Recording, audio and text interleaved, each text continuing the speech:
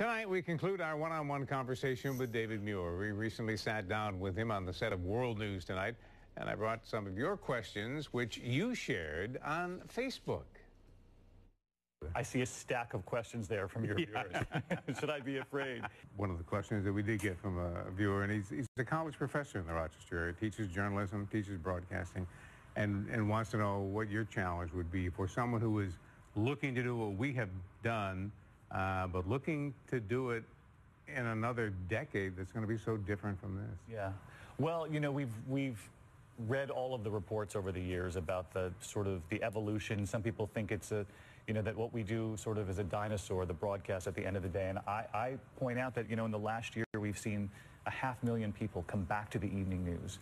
And I think that that's really encouraging. And I think it shows us that even with saturation all day long of all the headlines, when you check your online email and you get the headlines, or you check your smartphone, or you check Twitter, that even though we're bombarded with information all day, that people still yearn for sort of a conversation at night where we all come together, but in a much different way because we can interact now. And so I say to the young journalists out there, don't worry.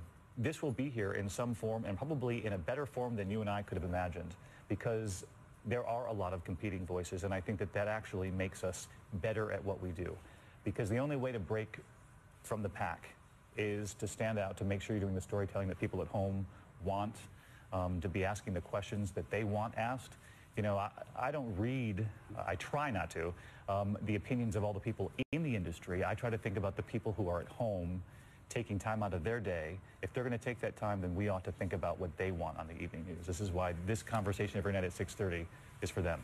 And had it not been this, what else might you have done with life? Well, who knows? I hope I don't have to have a plan B. I've wanted to be a reporter for a really, really long time, and I think I would have, even if I didn't end up on the anchor desk for the network news, I think I would have been in some field where you were exploring and interacting with people and trying to discover, new things every single day. What a gift we have to be able to do that every single day. People shape what you see, how you think every single day in new ways, and I love that. That's why I love the simple subway ride to work every morning here at World News. Thanks again to David Muir, his studio crew, and ABC News for making us feel welcome in New York and allowing us to share some insight into the future of television news. A reminder, you can see that entire interview, including comments that we haven't shared on newscasts this week. All of that on 13wham.com.